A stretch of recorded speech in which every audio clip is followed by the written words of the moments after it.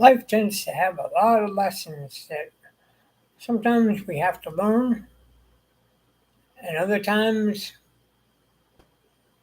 well, we learn them, but then we forget them, so then we have to relearn them again. So today I just want to talk about being selfless before yourself.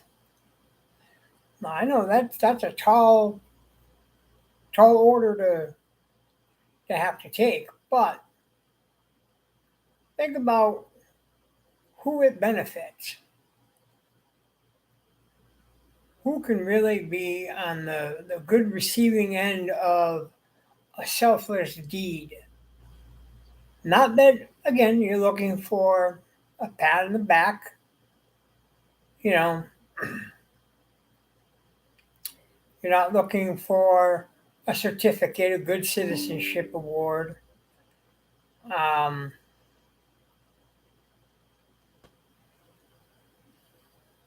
you're doing it because essentially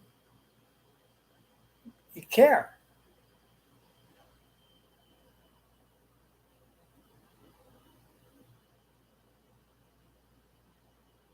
You say, well, that's nice. It's nice that you quote care,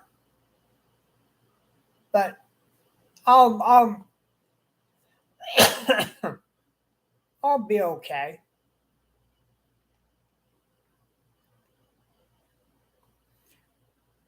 Well, the reality is that maybe you'll be okay for a little while, and then something is gonna go haywire, screwy, and there's gonna be a need and a time when that person's gonna need you to reach out your hand, take them by theirs, and say, "Come on, follow me."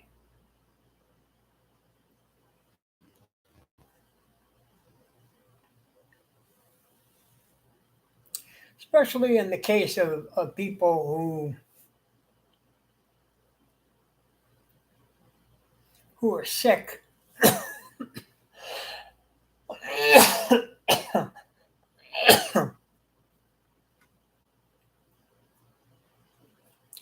And they say, "Well, I've I've got my quote unquote support group in place." You say, "Okay, who's your support group?" Well, it's my doctors. They're my support group.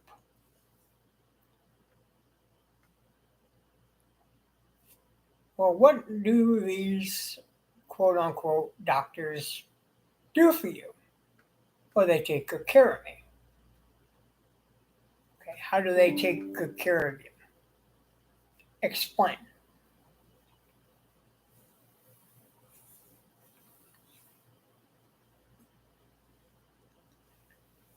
Well,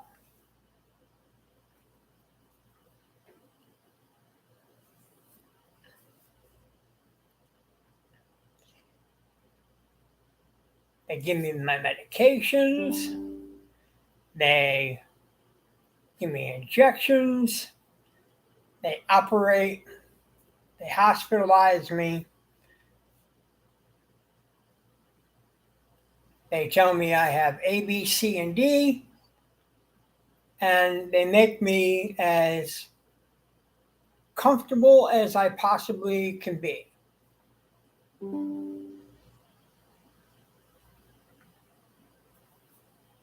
Okay, now you call that taking good care of you, right?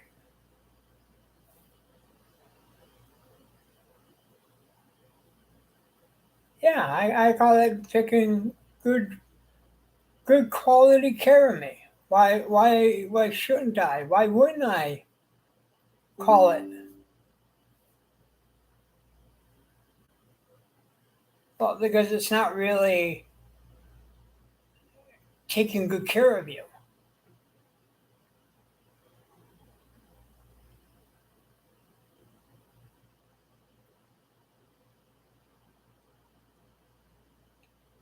It really isn't. It's not taking good care of you. It's ultimately it's killing you. And if you consider that taking good care of you, well, then you've got a pretty messed up idea of what quality of life really means. And let's talk about that thing called quality of life, because you hear it thrown around so much by people, especially doctors. Quality of life, the quality of life, right? Because they got to stick to the playbook. Quality of life. Okay.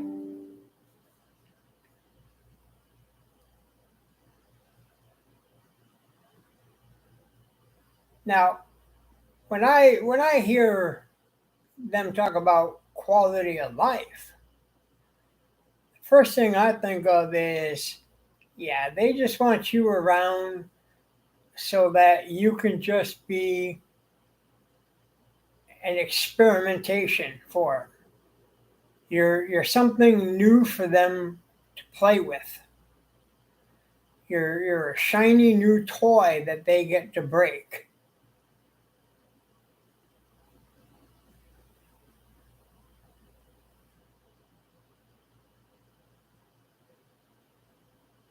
But they have you believing that, quality of life means that we want you to live well into your 90s and into the hundreds.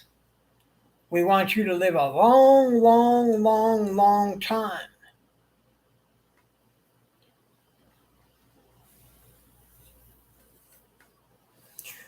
Well, I've got news for them.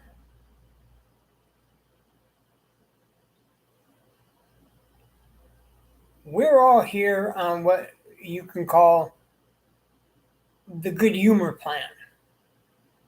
What do I mean by the good humor plan? I mean that you're basically here until it's time to go.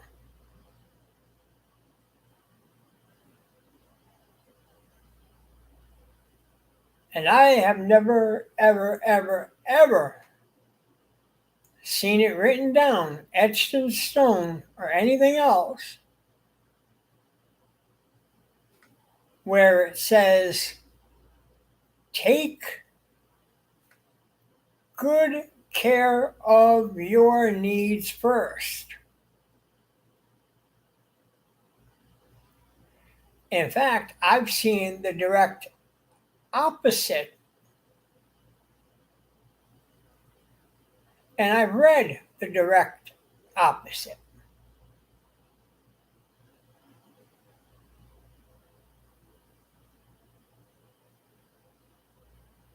That the dead bury their own dead. Take up your net and follow me. I don't have to tell you who said it because everybody by now probably already figured that one out.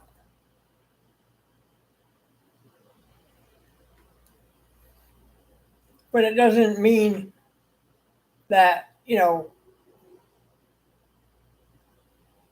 as people who say, oh, well, I'm a follower of that guy.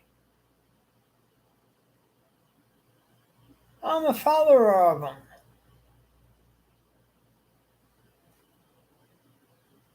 But there are certain things that they say, and there are certain things that they don't do. And that kind of makes me question, are you really following?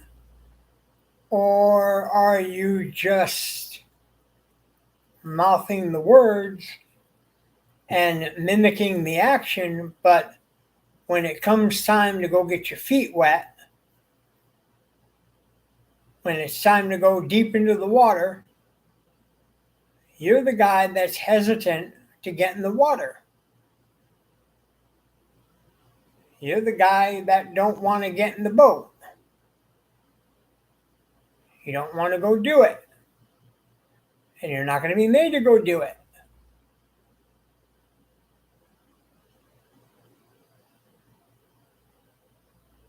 And you bargain with yourself and you say, I'll put it off and do it tomorrow. But tomorrow never comes.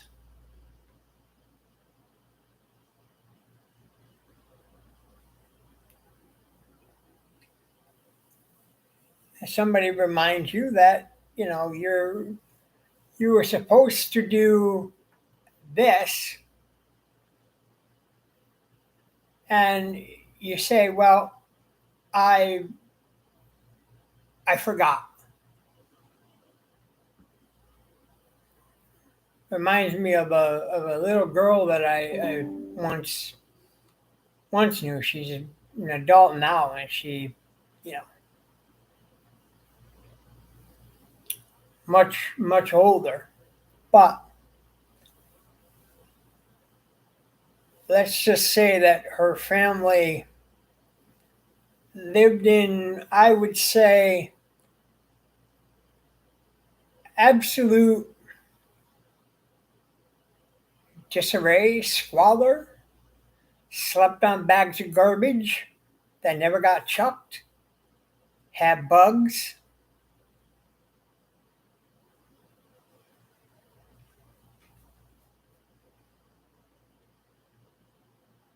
I don't know if they how they managed to shower, if they managed to shower at all, but I mean, nevertheless.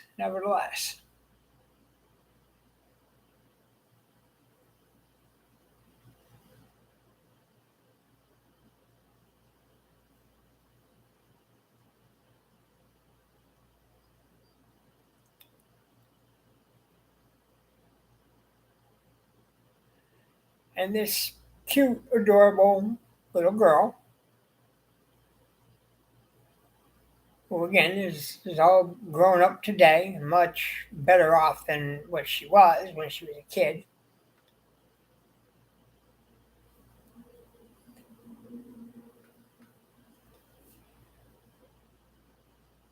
went to school and the school complained about her and said, as nice as they possibly could, you know, they could say it to her.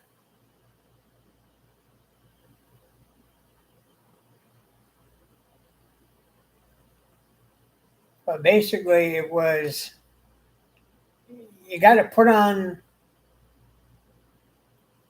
clean clothes and you got to shower.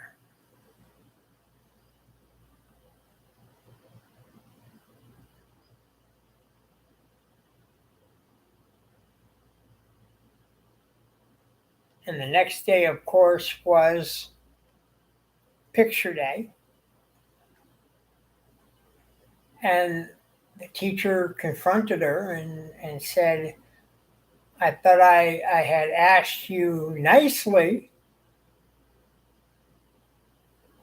to, shower and put on clean clothes. And that's when she said, I forgot.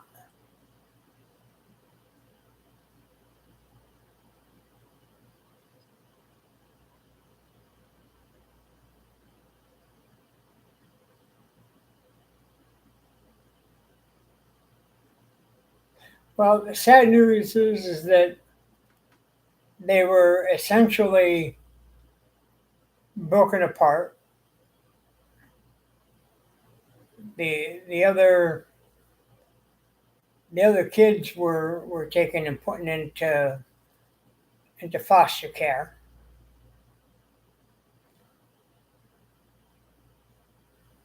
and yeah, they had somebody who was nice enough to go in there and clean out the whole apartment. I mean, we're talking. It's a small cabin. We're not talking about an actual big apartment. We're talking about a hotel room now.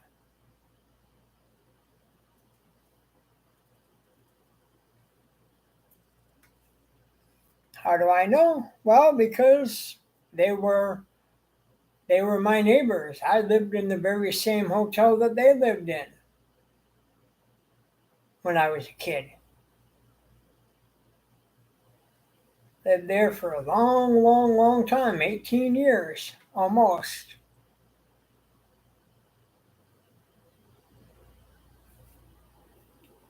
Nevertheless, the owner of the hotel was nice enough to rent out a cleaning company, and they were willing to, pay to do all their laundry and everything, right?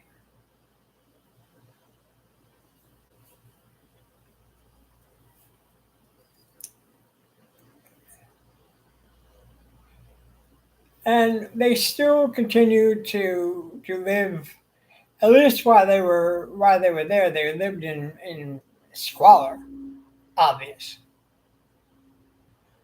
And then what was left basically moved to another hotel, maybe because it was cheaper, but you're talking about cramping everything into one room and one room only.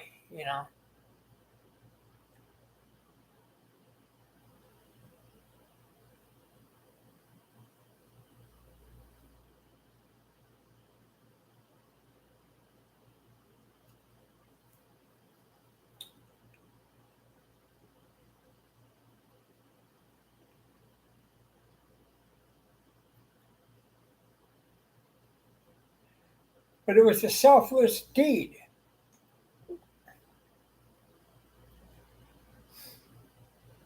They did it not because they wanted to benefit from it. They had nothing to do with it. The benefit was for their well-being, their welfare, looking out for their needs.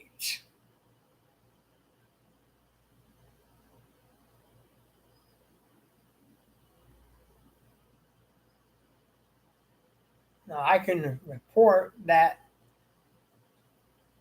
all the kids are all grown up. Mother and father are I'm sure on their own.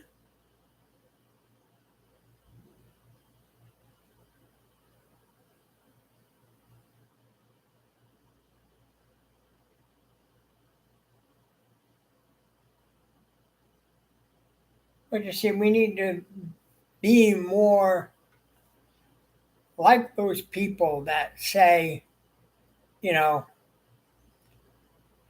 here, take it.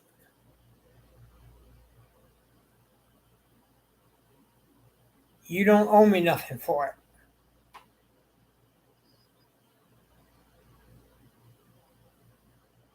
I was happy to help you out.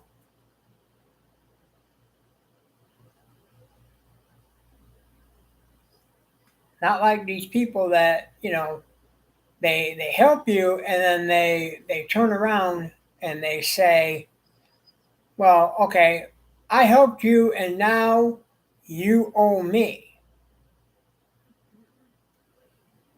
How is that helping anybody? That doesn't help anybody.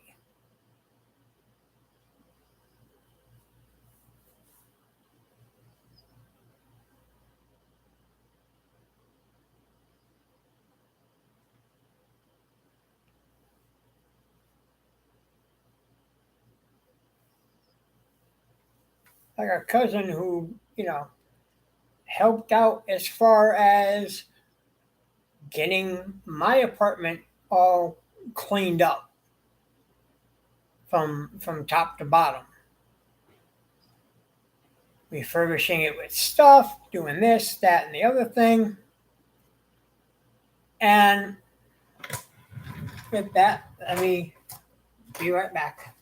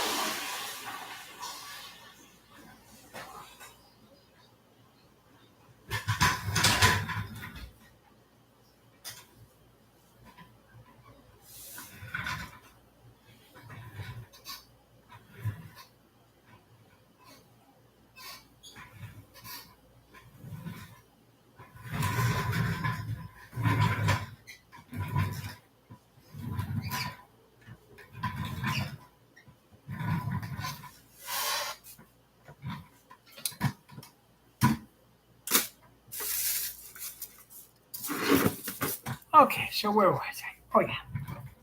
So while it's greatly appreciated, don't get me wrong, that you took over 2 grand to get all the cleaning done and this, that, and the other thing, and you know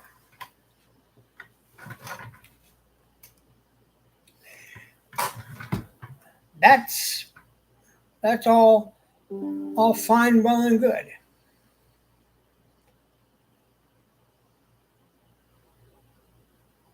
But then it became a simple matter of, well, now you owe me.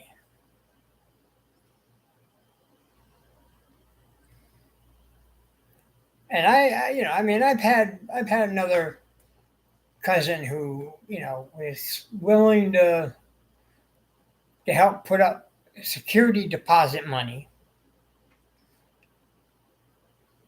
But, the stipulation was that to get the money, you have to do this. And I said, nah, no, no thanks. I can get it, get it together.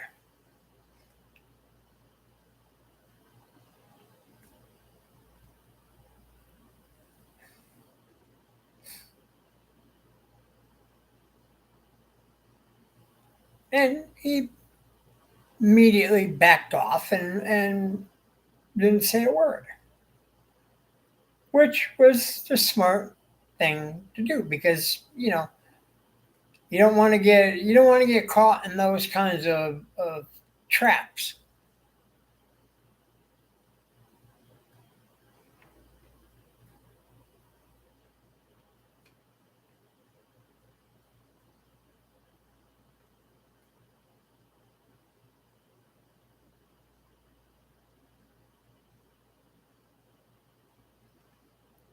And you say, well, but you're missing out on an opportunity to get help. Maybe I am, maybe I'm not.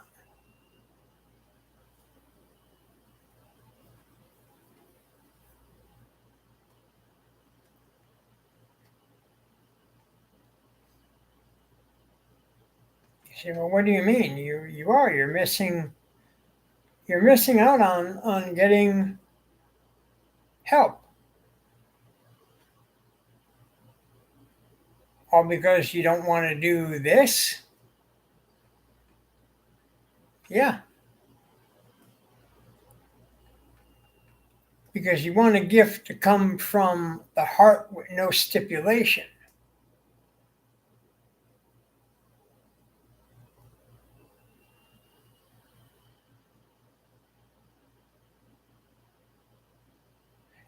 And they have to learn that lesson,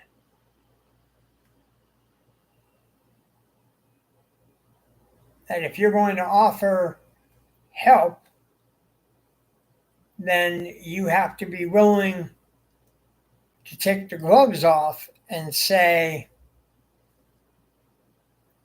it's free.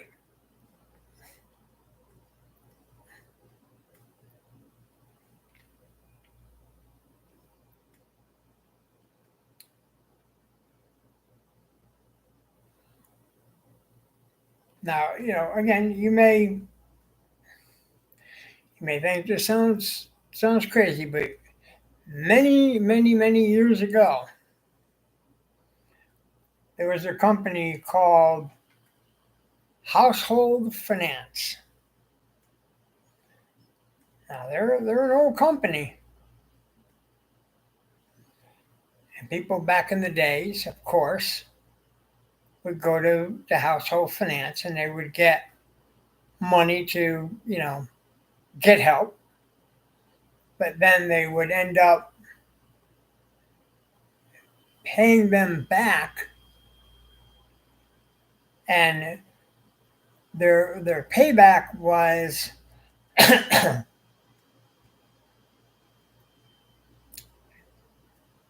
marked up with interest.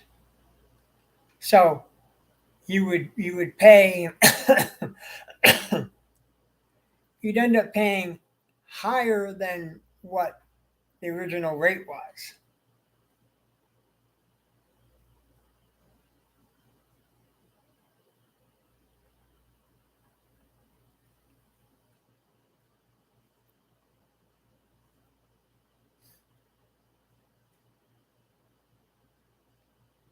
And of course, you would owe the money because you borrowed against them, so therefore now you do owe it back to them. And people back then would always say, well, I had no choice. I had no choice. I had to use them.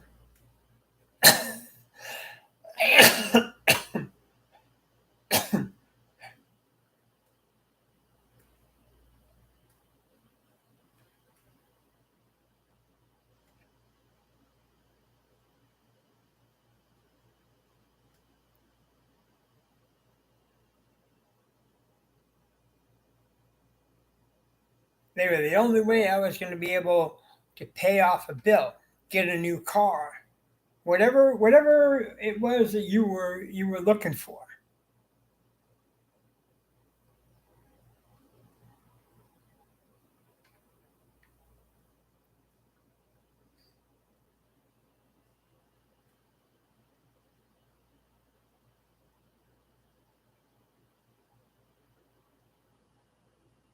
And the more, of course, you were a delinquent of your account, the more tacked on interest they would always add up, add up, add up, add up, right? And they would make it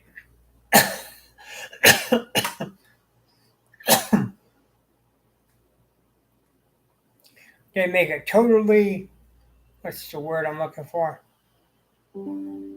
Unbearable.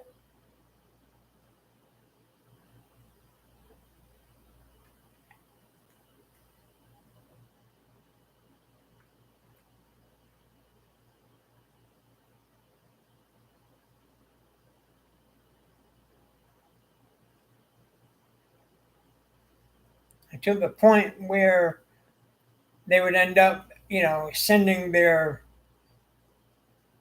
watchdogs to come after you. And by the watchdogs, of course, I mean that they're sending the creditors after you.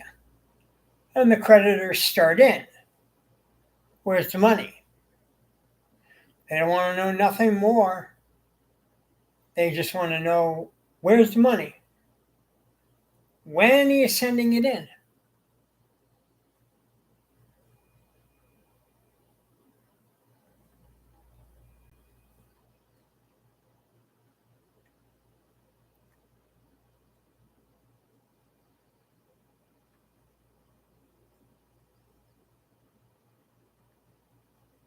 And if you know anything about creditors, when they start getting flustered or angry, then they start throwing around small claims court, right? Well, we'll just take it to small claims court.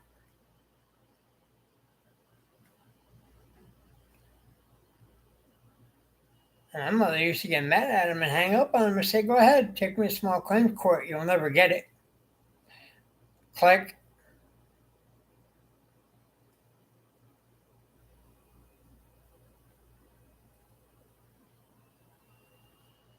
Now, luckily, we knew somebody who worked at a credit union, so we knew that she knew what she was talking about when she talked to these people. And obviously, they stopped they stopped the harassing phone calls.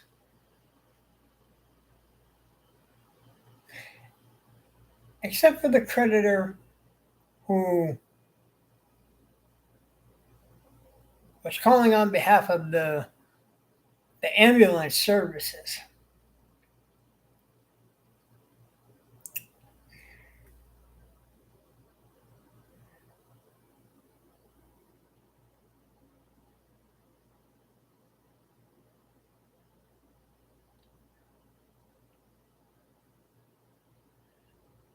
And by constantly calling, I don't mean like everyday bombardment. I'm talking about they call you up and then they wait and then they call you up again and they wait again and they call you up again. It was a game. It was a game to play. So the long story short was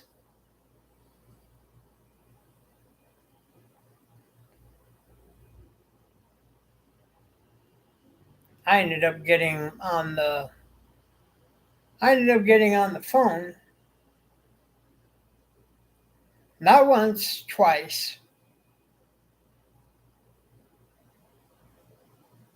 actually three times. But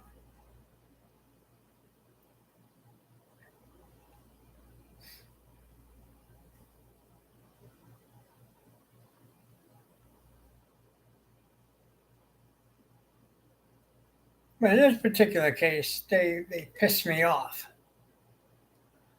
They pissed me off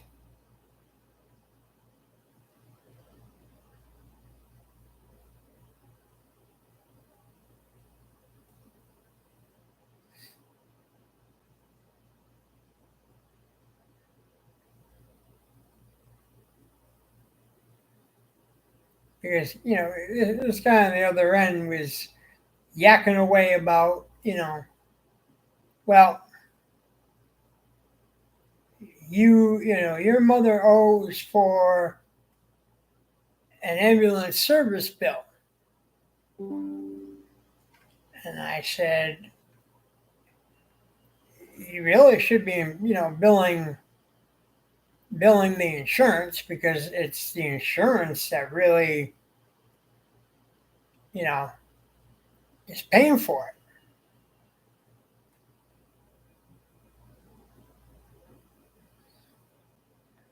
And I said to him, she's been unable to pay for it. I said, you don't seem to understand. She's been very, very, very sick in the hospital for debridement, high fever, um, convalescence, you know. And his response to all that was what really cheesed me off the hardest.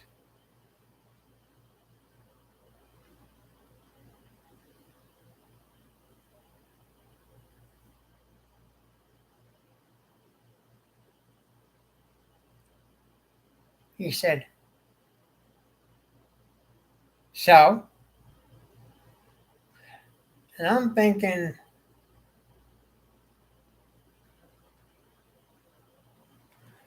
why don't you why don't you come on over here, you Hindu twink,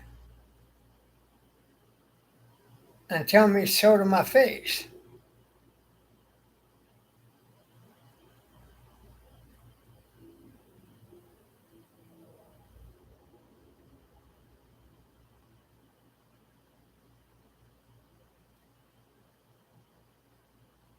And I'll beat you into oblivion.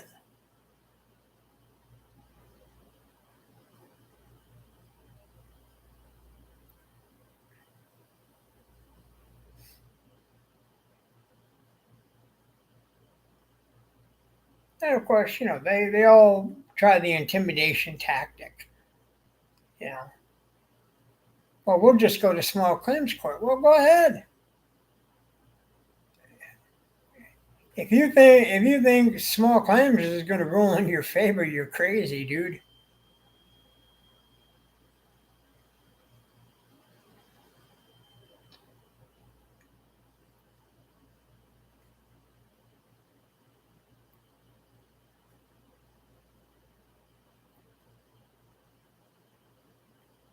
You won't get the money, and we could file bankruptcy before you even get it into the court. And in which case, you'll never get it.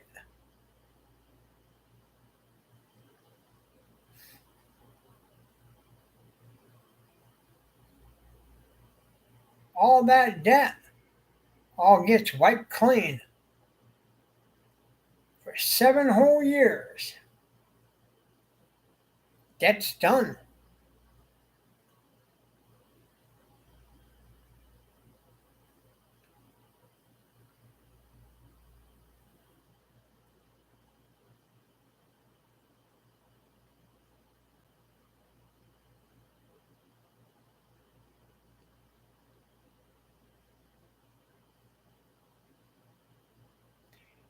You say, well, you should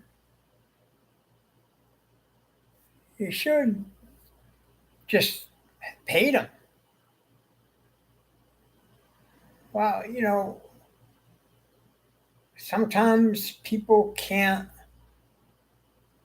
do that kind of stuff.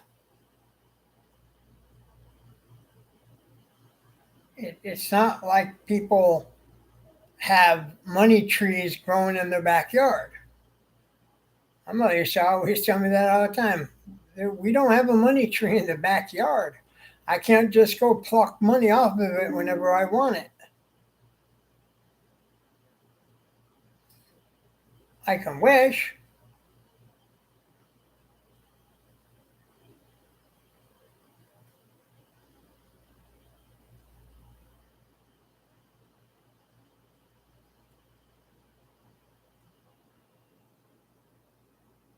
But wishes, ifs, and all that other stuff, that don't mean a damn thing.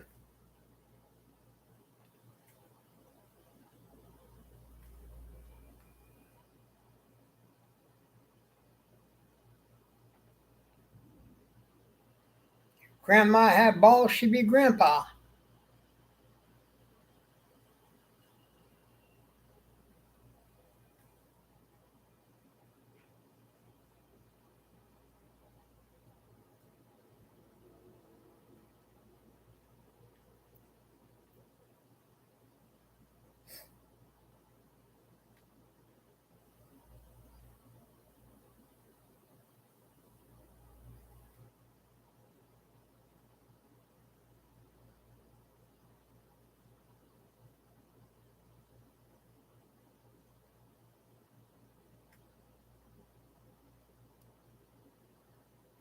Isn't it funny how we like to use our power and authority over something and someone to get what we want?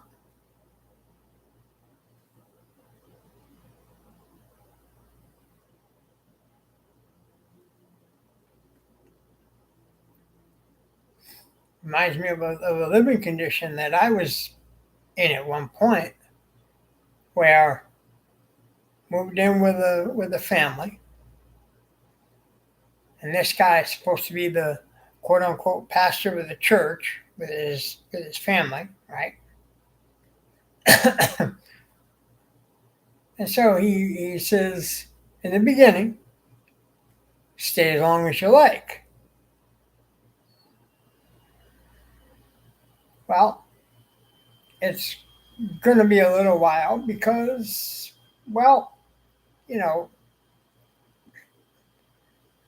unfortunately, circumstances with another landlord will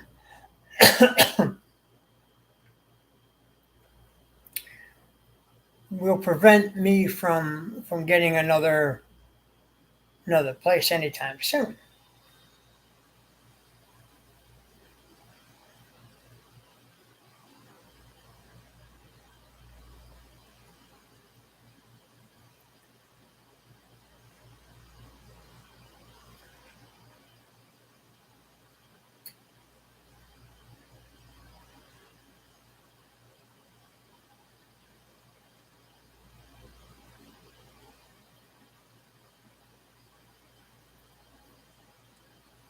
two more move in.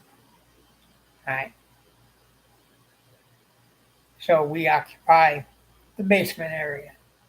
Okay, fine. Fine. Now, here's the part that becomes pathetic, sad, hysterical, right?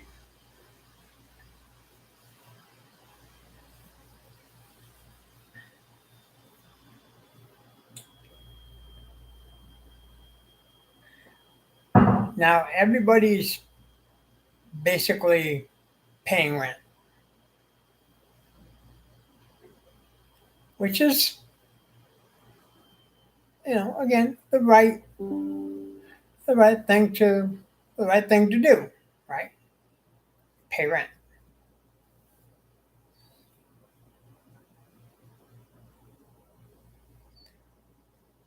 So they're making, I would say, close to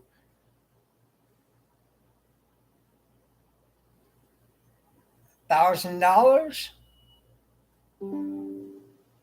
between three.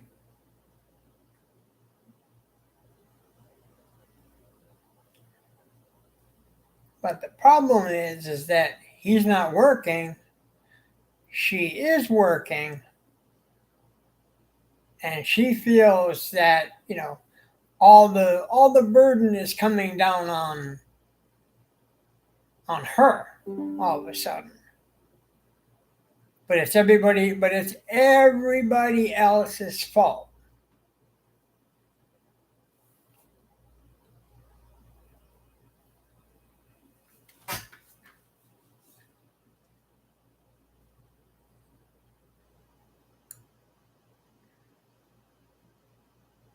So of course the grumbling starts.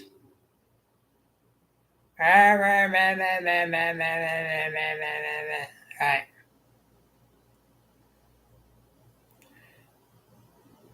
First year in, well, we got to have you guys move.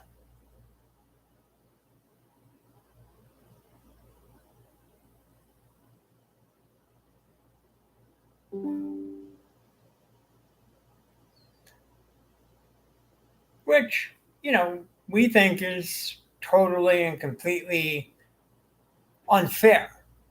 Right.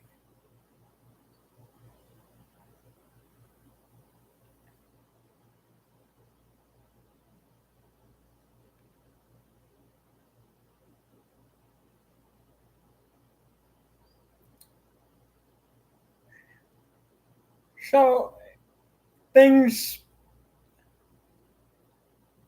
die down, right? They die down, which is fine,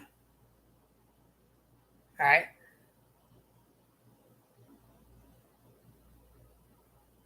All the talk about moving and all this other stuff that gets chucked out the door. Now, second year,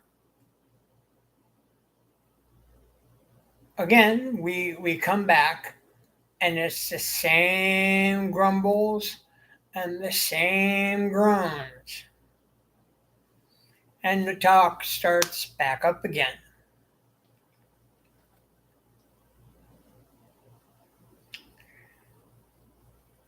And one of the comments that got me was, well, if you have money to be able to go out and play golf all the time, which wasn't true.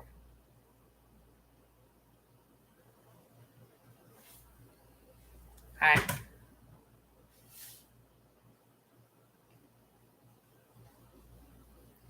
Then you can move in with these other two. Well, no, it's not that simple and that easy. You're looking at a 3-bedroom apartment. You're looking at $1,000 a month on what you make, and that's not even going to begin to cut it because you're now paying for electricity, you're paying for gas, you're paying for phone, You're paying for internet. You're paying for all kinds of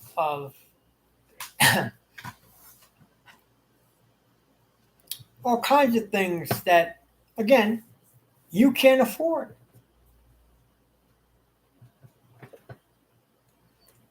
Why? Because you're not made of money.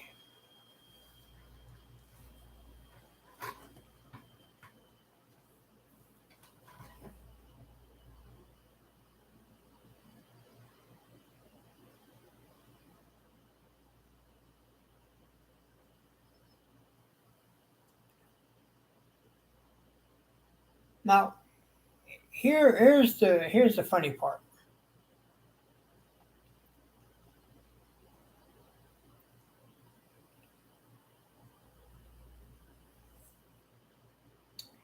One of the complaints was that, well, you're always here all the time. Well, no, that's not true at all. We're not here all the time.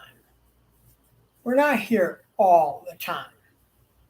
We're here when it's nighttime, when you have one who works, you have one who goes and visits family and or works, or both, right? And during the day, I'm there, but depends on the day. Now, sometimes maybe you know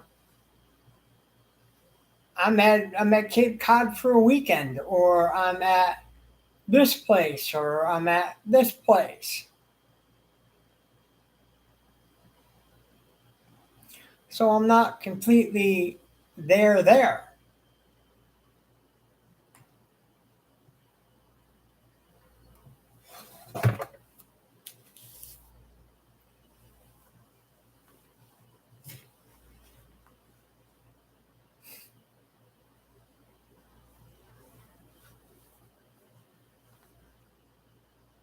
But at nighttime, yeah, of course you're going to be there. That's the time when you should technically, quote unquote, be there.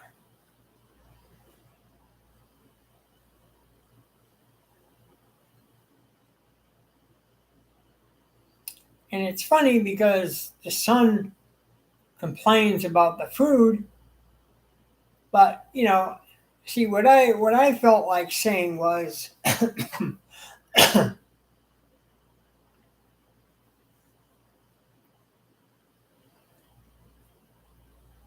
when you pay rent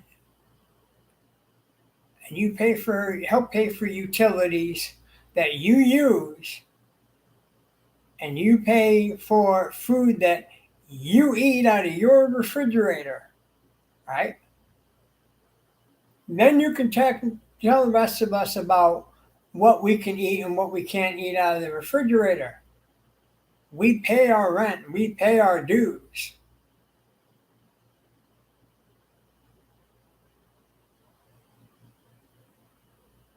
Go back to your room and go play with your little Xbox, or go play with yourself, or go do whatever you go do. You know, just disappear, scumbag.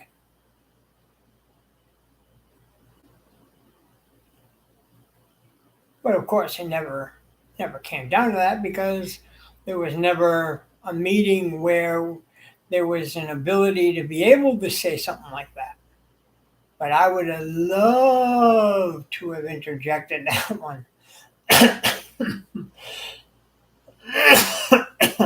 And I wouldn't care how mad they got. Wouldn't care.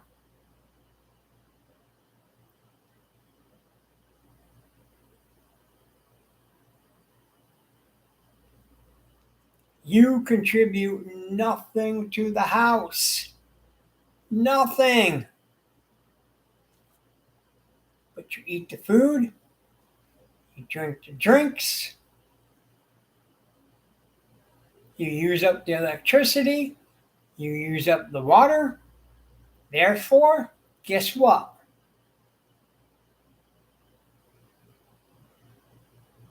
You're as equally as liable as everybody else.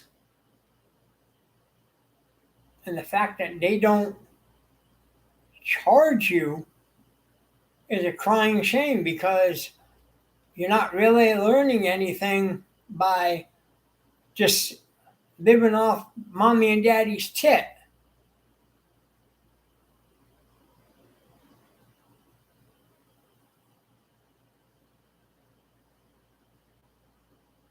All you're doing is learning how to be a leech. You talk about a leech.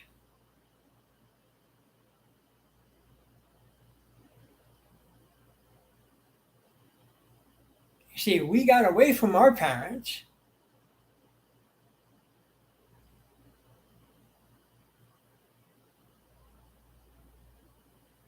We got away from them. We learned to be out on our own and free as a bird. We come and go as we please.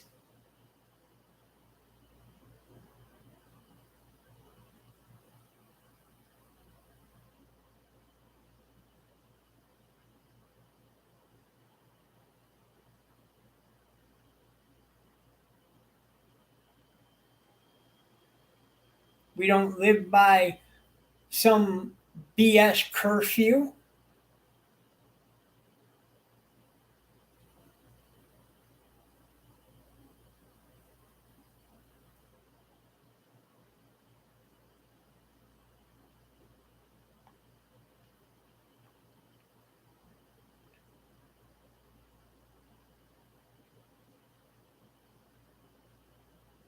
We're not being treated like children.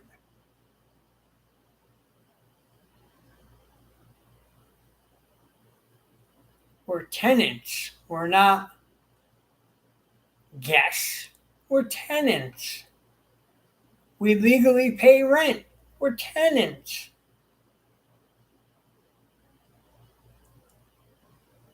Do you ever hear of landlord tenant agreements?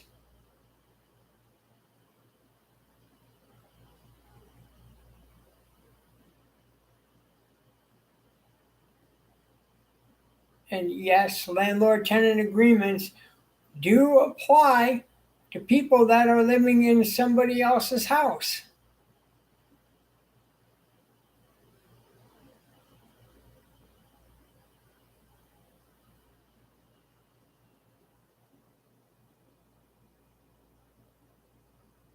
They can't kick your door in.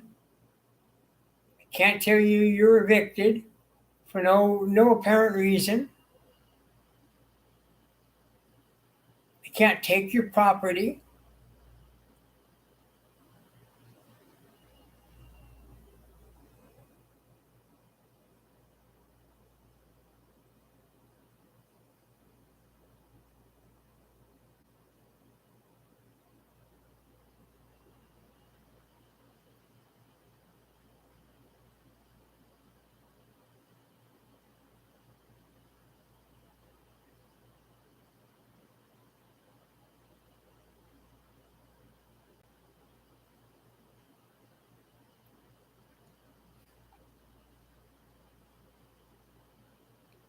There are rules that landlords must follow.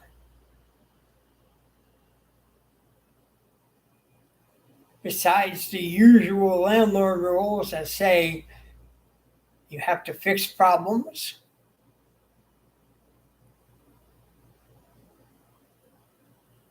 and things of that nature. And to be perfectly honest with you,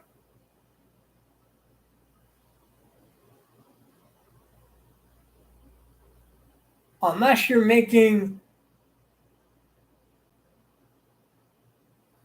complete noise in the middle of the night, banging around,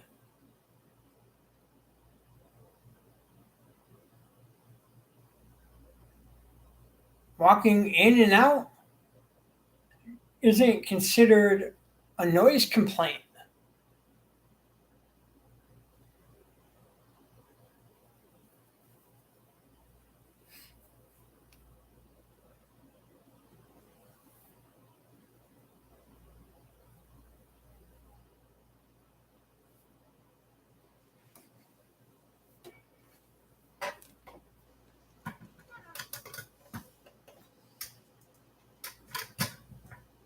be right back.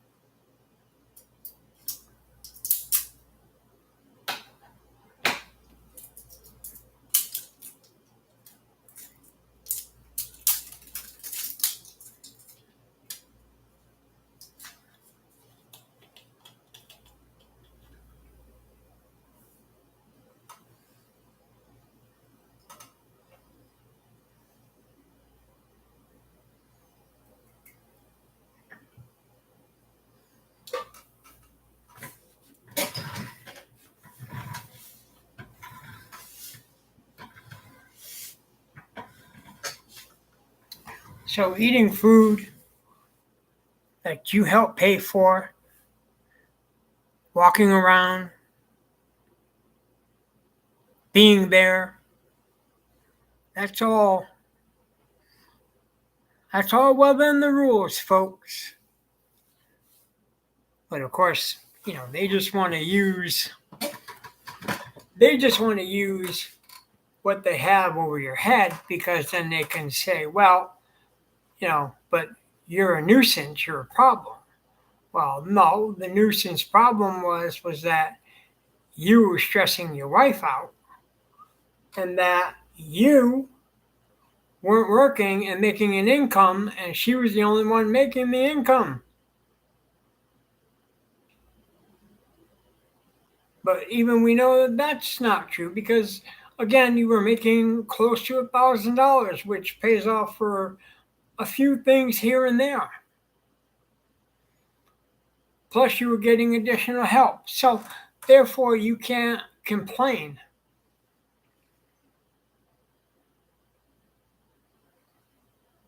These are all selfless acts, dude.